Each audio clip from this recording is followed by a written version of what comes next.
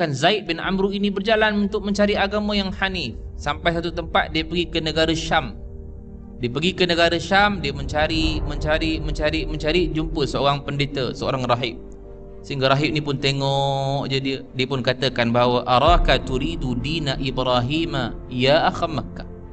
Dia kata, aku melihat engkau seolah-olah mencari agama Ibrahim, wahai saudara yang datang daripada Mekah. Kata Zaid bin Amru, na'am zalika ma abgha. Ya, itu yang aku cari. Tapi kata pendeta ni tadi, rahib ni tadi, apa yang kamu cari sekarang ni belum ada. Boleh jadi Nabi dah lahir dah. Boleh jadi Nabi dah lahir dah.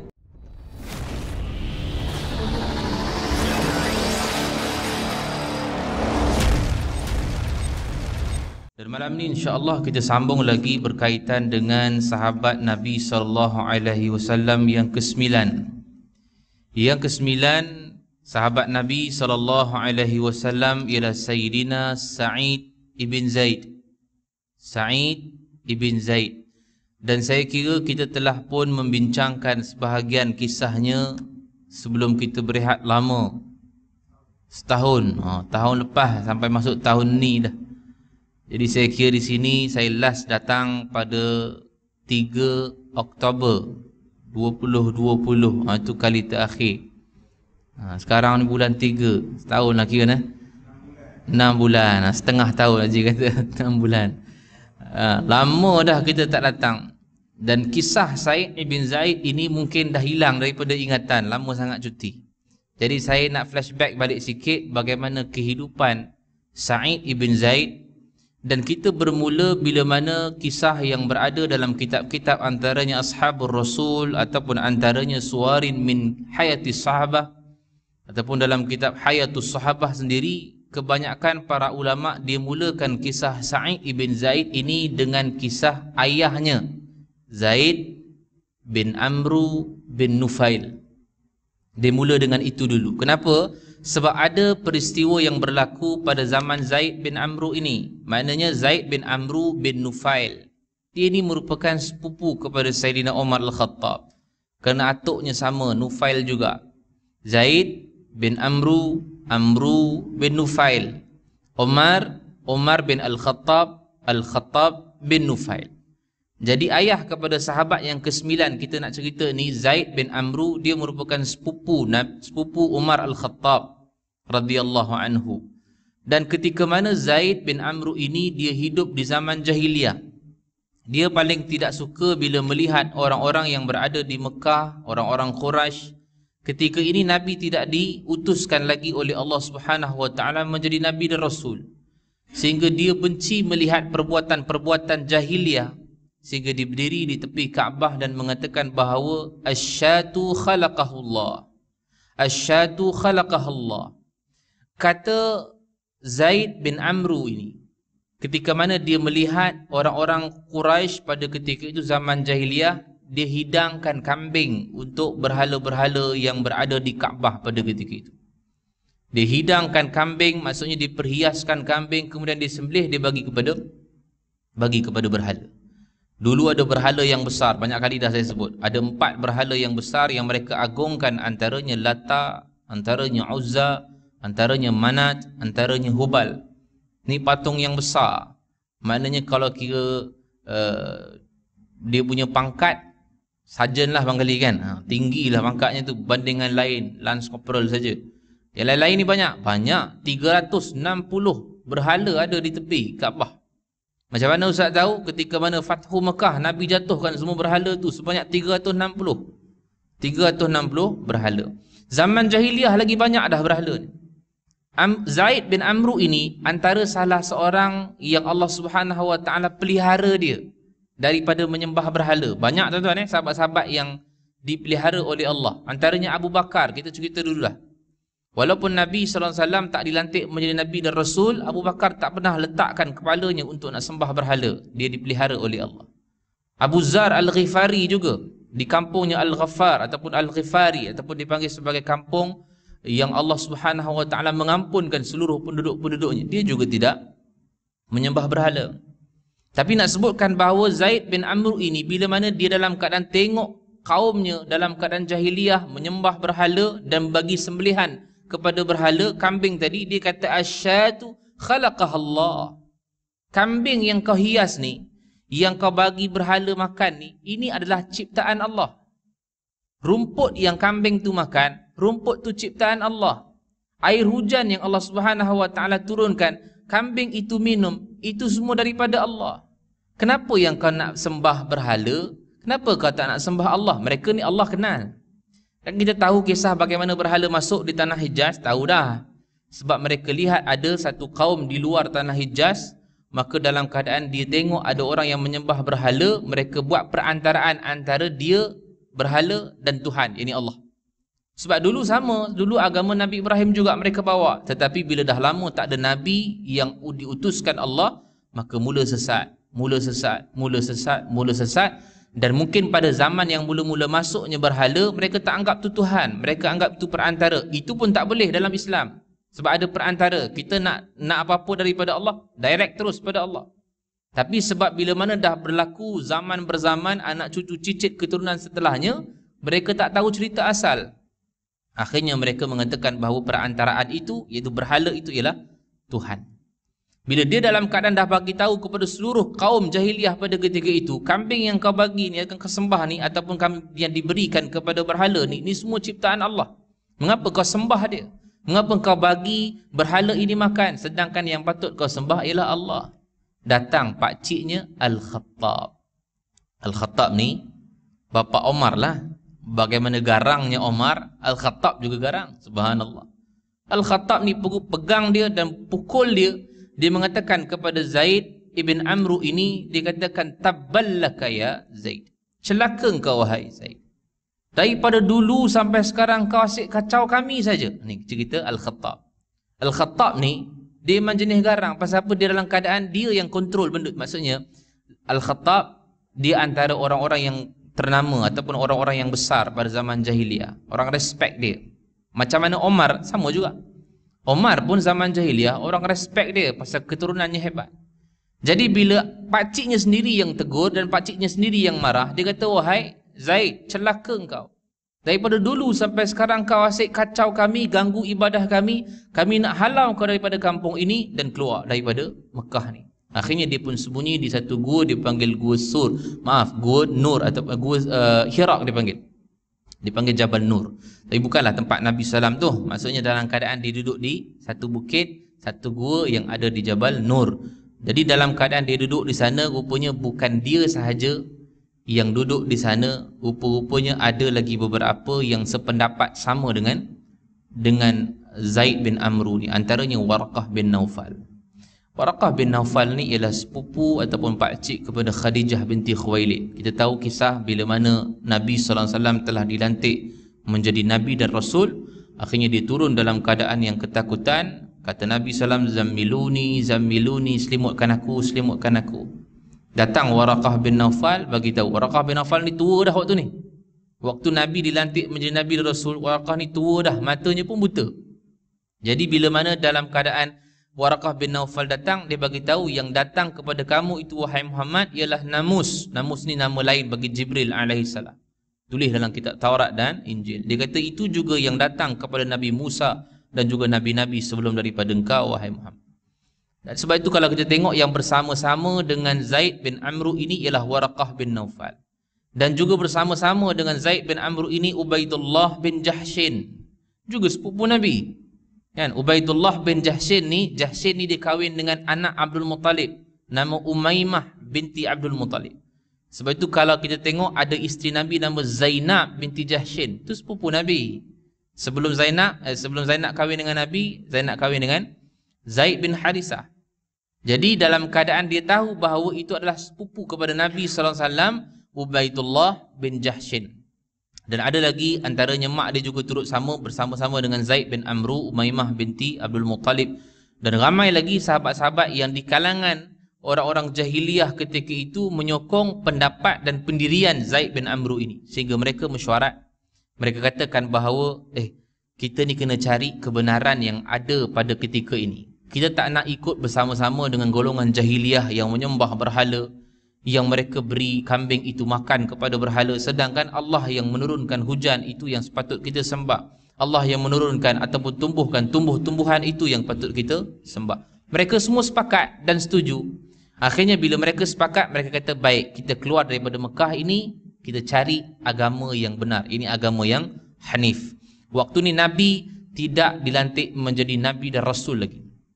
Maka Waraqah bin Naufal pun keluar, pergi ke Syam, dan akhirnya dia cenderung kepada agama Nasrani. Agama Nasrani ni ahlu kitab lah, agama yang dibawa oleh Nabi Isa alaihi salam, dan dia berpegang sungguh dengan kitab Taurat dan kitab Injil. Sebab itu bila dia dalam keadaan Nabi dilantik menjadi Nabi dan Rasul saja, dia terus beriman kepada Nabi. Pasal apa? Pasal dia tahu yang Nabi itu adalah Nabi akhir zaman. Antara yang lain Ubaidullah bin Jahshin. Nanti Ubaidullah bin Jahshin ni nanti dia akan masuk Islam. Nanti setelah daripada itulah dia cari-cari tak jumpa. Bila Nabi dah dilantik menjadi Nabi dan Rasul, dia masuk Islam, kemudian dia berhijrah ke Habsyah, dia murtad pula. Ubaidullah bin Jahshin. Tuan-tuan jangan silap ya, ada dua nama Ubaidullah bin Jahshin, satu lagi Abdullah bin Jahshin. Ni baik. Abdullah ni baik. Di Islam, dia tolong Nabi, dia sahabat Nabi. Tapi Ubaidullah bin Jahshin, dia masuk Islam dah. Bila Nabi perintahkan untuk berhijrah ke Habsyah, maka dia murtad. Akhirnya dia mati dalam keadaan murtad. Antara lain sahabat-sahabat yang lain pun bergerak mencari agama-agama yang lain, pergi ke Kufah untuk mencari agama. Juga yang disebutkan Zaid bin Amru ini berjalan untuk mencari agama yang Hanif. Sampai satu tempat dia pergi ke negara Syam. Dia pergi ke negara Syam, dia mencari, jumpa seorang pendeta, seorang rahib. Sehingga rahib ni pun tengok je dia pun katakan bahawa araka turidu dina Ibrahim ya akham Makkah. Dia kata, aku melihat engkau seolah-olah mencari agama Ibrahim, wahai saudara yang datang daripada Mekah. Kata Zaid bin Amru, na'am, zalika ma abgha. Ya, itu yang aku cari. Tapi kata pendeta ni tadi, rahib ni tadi, apa yang kamu cari sekarang ni belum ada. Boleh jadi Nabi dah lahir dah. Boleh jadi Nabi dah lahir dah. Pasal anak dia nanti, Sa'id ibn Zaid, umur dia dengan Nabi beza 20 tahun je. Maksudnya kalau Nabi SAW dilantik menjadi Nabi dan Rasul 40 tahun, Sa'id ibn Zaid ni umur 20 tahun. Sa'id ni dah ada dah di Mekah. Sebab Zaid bin Amru ni, tuan-tuan jangan salah sebab saya sebut Sa'id dengan Zaid. Beza S dengan S dengan Z saja. Sa'id itu adalah anak, Zaid itu adalah ayah. Sekarang kita cerita pasal ayah dulu. Zaid ini, anak dia dah ada dah di Mekah. Keluarganya dah ada dah di Mekah. Cuma dia dibuang daerah, dia panggil. Keluar negeri, ditinggalkan anak isteri di Mekah kerana dihalau oleh Al-Khattab tadi, ayah kepada Umar Al-Khattab. Maka dia pun cari agama daripada luar untuk mencari agama yang benar. Jumpa dengan pendeta ni, dia kata, kamu mencari agama Ibrahim. Dia kata, ya, aku mencari agama Ibrahim. Tapi kata pendeta ni, waktu ni masih lagi belum ada. Mana pendeta ni juga dia mahir dalam kitab Taurat dan Injil. Tahu dah. Sebab ada akhir zaman, akan Nabi, akhir zaman yang akan keluar, akan muncul. Tapi kata pendeta ni tadi, kamu balik ke Mekah, kamu tunggu di sana. Kata dia, فَإِذَا أَدَرَقْتُهُ فَالْتَزِمْهُ. Kalau kamu jumpa dia nanti, kamu beriltizam, kamu pegang dia sungguh-sungguh dan ikut dia sungguh-sungguh. Kerana dialah Nabi akhir zaman yang sebenar. Bila dia dapat tahu berita ni, seronok tak? Apa yang dia cari dia dapat tak? Seronok lah. Pasal apa yang dia cari sebelum ni, yang apa dibuat oleh kaum jahiliyah di Mekah pada ketika itu, dia tahu bahawa benda tu semua tak betul. Dan dia nak mencari agama Nabi Ibrahim yang asal dulu macam mana. Dia pun merantau, tiba-tiba dia dapat satu berita yang bahawa memang akan ada akhir zaman, Nabi yang akan keluar. Kata pendeta ni, balik ke Mekah, tunggu di situ. Kalau jumpa dia nanti, pegang dia, sungguh-sungguh ikut dia. Dia dalam keadaan seronok, dalam keadaan gembira, dia pun balik dalam perjalanan daripada Syam nak ke Mekah. Dia dirompak oleh lanun-lanun jalanan. Dia dirompak oleh lanun-lanun jalanan, bukan rompak sahaja, malah dibunuh pula Zaid bin Amru ini, bapa kepada Sa'id ibn Zaid ini. Dan sebelum matinya Zaid ibn Amru ini, dia sempat tadah tangan dan berdoa kepada Allah Subhanahu wa taala. Kata dia, Allahumma in kunta harramtani min hadzal khair. Kata dia, fala taharrum ibni Sa'idan. Keluar nama Sa'idan. Bermaksud anak dia Sa'id dah ada belum? Dah ada dah. Sebab dia doa pada Allah, dia kata Allahumma in kunta harramtani min hadzal khair, ya Allah, kalaulah engkau halang aku daripada mendapat kebaikan yang baik ini, fala tahrumni, jangan kau halang pula ataupun kau haramkan pula anak aku Sa'id daripada mendapat kebaikan ini. Doa ni tuan-tuan, seorang bapa mendoakan untuk anak yang tak didengari daripada Mekah tu. Maknanya dia doa daripada jauh, anaknya di Mekah. Doa ni sentiasa mustajab. Ini riwayat Bukhari. Sebab malaikat akan turut sama-sama mendoakan bila mana kita doa kepada saudara kita, adik-beradik kita, kawan-kawan kita yang dia tak dengar, kita doakan untuk dia. Doa ini mustajab. Sebab malaikat juga turut mengaminkan. Jadi kalau kita doakan orang, jangan beritahu, diam-diam sudah. Kan? Ini pergi ke Mekah, kita berdoa, ya Allah, mau telefon balik. Balik kawan, telefon. Tadi aku doakan kau depan Kaabah tau. Langsung jadi tak mustajab. Kita nak bagi mustajab, jangan kita diam-diam, doa saja. Sebab doa ni kita minta pada Allah untuk si fulan. Doa ni kita minta Allah untuk si fulan. Maka Allah akan bagi bila mana dalam keadaan kita benar-benar ikhlas, tak bagi tahu kepada orang yang kita nak doakan itu. Doa ini mustajab, mustajab. Bila Nabi SAW, baik, kita berhenti situ dulu. Kan? Ni baru nak start balik. Tinggal 15 minit. Itu flashback bulan 10 tahun lepas. Nak bagi cerita tu nampak flow dia. Jadi bila Zaid bin Amru ini meninggal dunia, habis dah cerita Zaid. Sekarang kita cerita Sa'id bin Zaid pula. Anak dia dan sahabat Nabi yang ke-9. Dan dialah juga sahabat yang dijamin syurga oleh Nabi yang nombor 10. Nombor 10. Kalau kita bacakan hadis, ada satu lagi nama yang jarang kita dengar, iaitulah Sa'id ibn Zaid. Dia adalah sahabat Nabi yang ke-10 dijamin syurga oleh Nabi SAW. Baik, siapa dia Sa'id ibn Zaid ini? Yalah, dia anak Zaid bin Amru lah. Baik, siapa dia? Bila kita tahu bahawa Nabi SAW telah dilantik menjadi Nabi dan Rasul, 3 tahun yang awal Nabi berdakwah secara sembunyi-sembunyi, sir. Ketika itu usia Nabi 40 tahun hingga 43 tahun. Ini 3 tahun yang awal. Sa'id ibn Zaid lebih kurang 20 tahun takriban, lebih kurang 20 tahun, 21, 22, lebih kurang. Bila dalam tempoh itu Sa'id ibn Zaid ini dia dah masuk Islam lebih awal daripada sahabat yang lain, sebelum mana Nabi SAW berdakwah secara terang-terangan lagi. Bermaksud Nabi SAW masih lagi berdakwah di mana? Di rumah Al-Arqam bin Abi Al-Arqam. Dia dah ada dah. Siapa dia? Sa'id ibn Zaid ni, anak kepada Zaid bin Amru tadi. Jadi Sa'id ibn Zaid ini dia dah masuk Islam terlebih dahulu awal, dan dia masuk bersama istrinya. Siapa nama istrinya? Fatimah binti Al-Khattab. Kan? Pening juga nama nak sebut ni kan. Fatimah binti Al-Khattab ini ialah adik kepada Umar Al-Khattab. Dah tadi kata Umar dengan Zaid tadi sepupu? Ya, sepupu. Jadi kalau Sa'id berkahwin dengan Fatimah, bukan sepupu lah, sepupu dengan anak buah lah kiranya. Maknanya Umar Al-Khattab dengan Sa'id ibn Zaid ini, dia anak buah jauh tu. Dah lah sepupu, lepas tu anak buah lagi jauh. Dah kalau sepupu dengan sepupu pun boleh kahwin, apatah lagi sepupu dengan sepupu anak buah yang jauh ni. Saya tak tahu nak panggil apalah pangkat ni, jauh sangat. Tapi nak sebutkan bahawa apa? Sa'id ibn Zaid ini dia kahwin dengan Fatimah binti Al-Khattab. Maka bila dah masuk Islam, Fatimah binti Al-Khattab ketika ini dalam keadaan Umar Al-Khattab dia tak tahu pun Fatimah dia dah masuk Islam. Dan daripada situlah munculnya hidayah daripada Allah Subhanahu wa taala, bahawa Allah berikan hidayah kepada Umar ketika mana Fatimah, Sa'id dan Khabbab sedang belajar agama dalam rumah Fatimah. Umar Al-Khattab dalam keadaan dah berbengang dengan Nabi ketika itu. Ni dah 6 tahun Nabi menjadi Nabi dan Rasul. Maksudnya dah umur Nabi 46 tahun dah.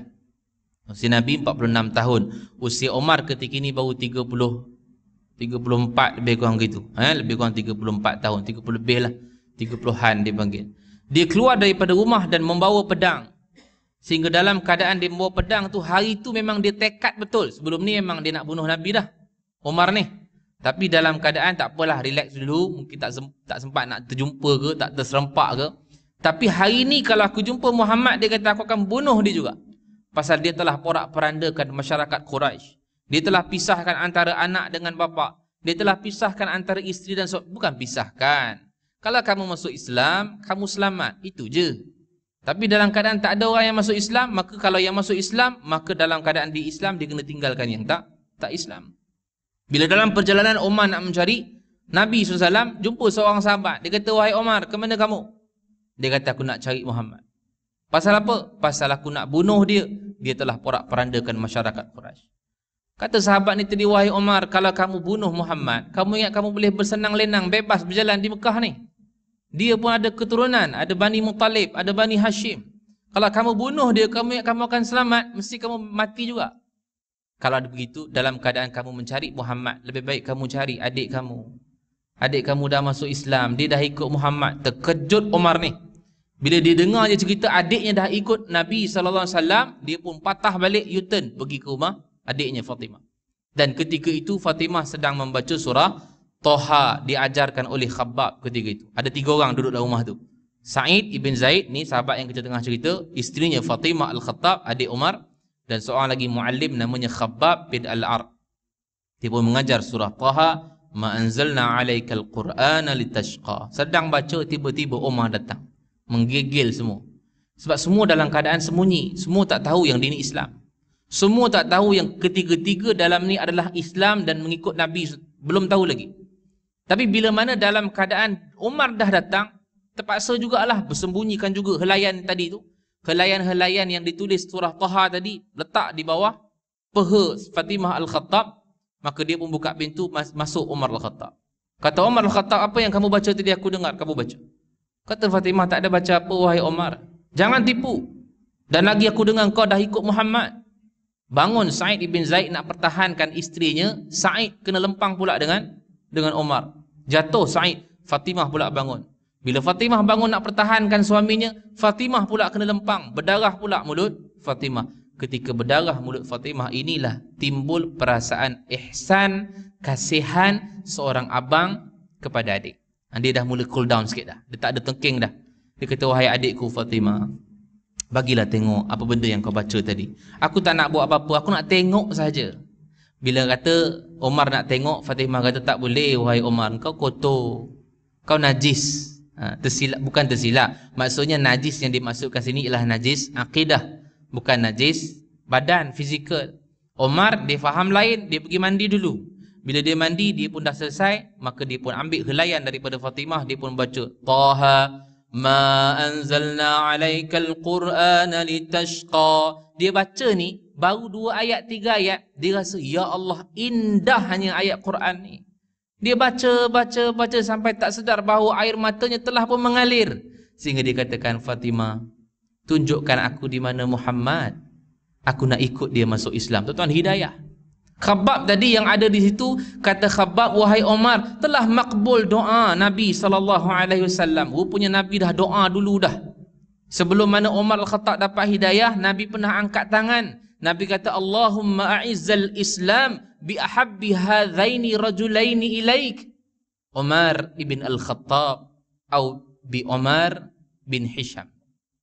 Kata Nabi SAW, wahai Allah, muliakan Islam dengan salah seorang 2 laki-laki yang kamu sukai dan kamu cintai ini, iaitulah antaranya Umar Al-Khattab ataupun Umar bin Hisham. Ni kita dah cerita dulu dah bagaimana Islamnya Sayyidina Umar Al-Khattab. Tapi dengan sebab kisah Sa'id ibn Zaid, inilah puncanya Umar Al-Khattab masuk Islam. Subhanallah, kuasa Allah, hidayah milik Allah.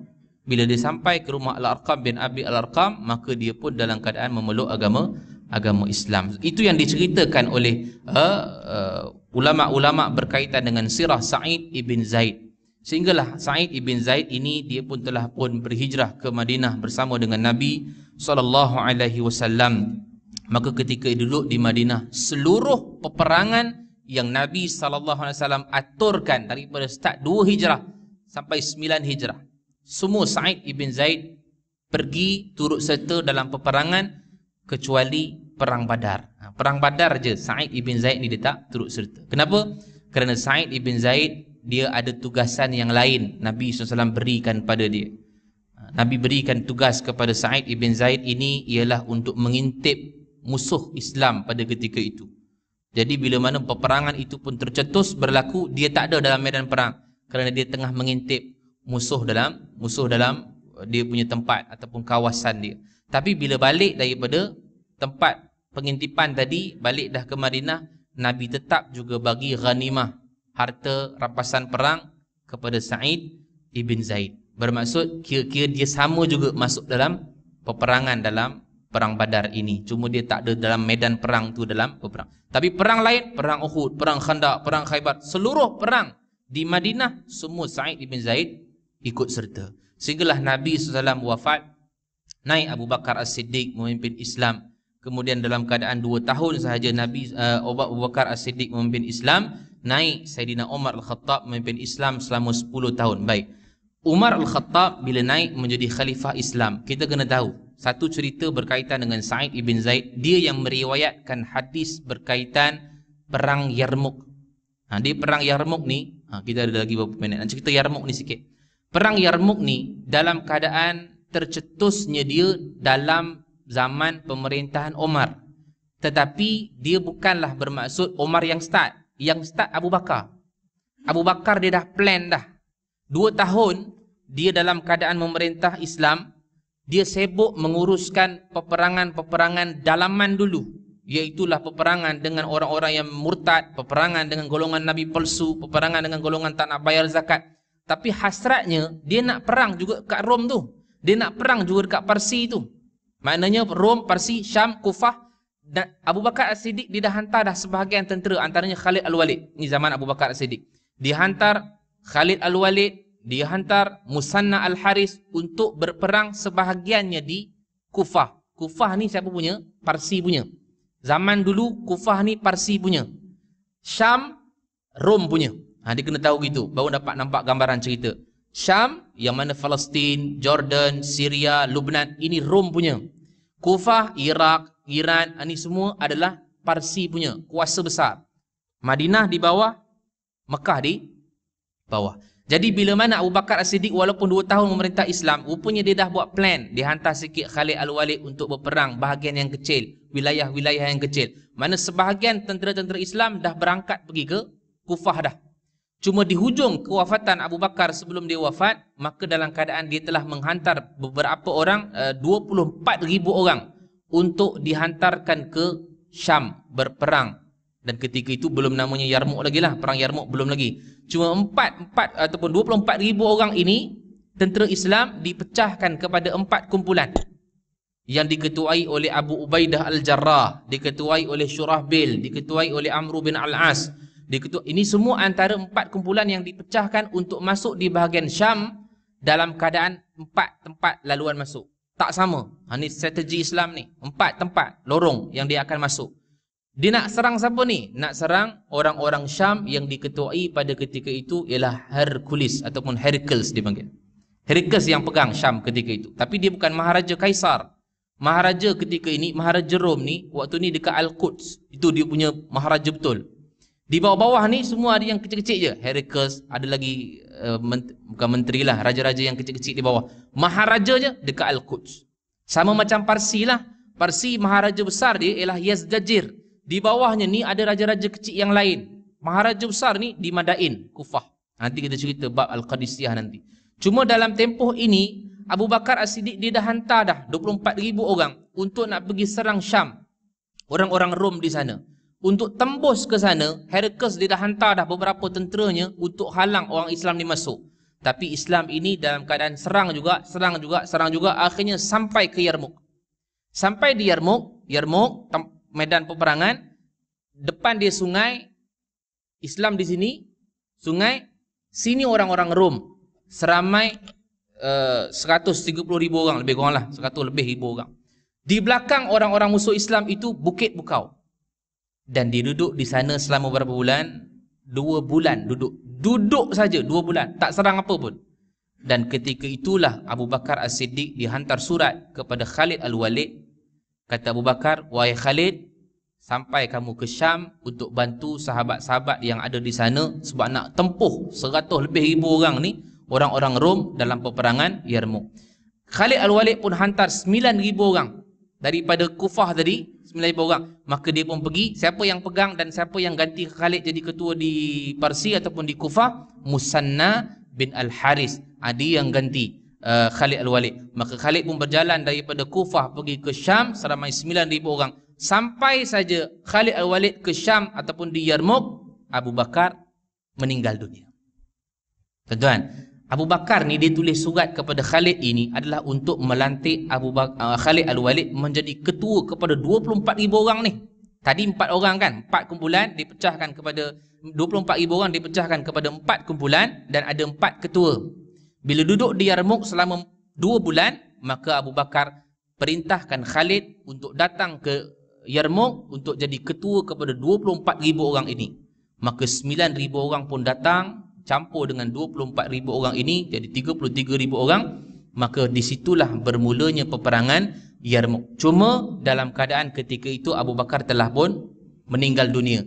Abu Bakar meninggal dunia, terus naik Umar Al-Khattab.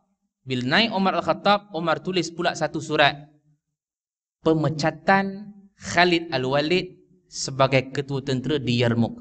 Terus sampai surat, pecat Khalid, naikkan Abu Ubaidah Al-Jarrah. Tuan-tuan, Khalid tak patah balik pergi Kufah, terus juga berperang. Kerana kata Khalid, aku bukan berperang kerana Umar, aku berperang kerana Tuhan Umar. Maka terus letup ataupun letus saja peperangan, berlangsung selama 6 hari.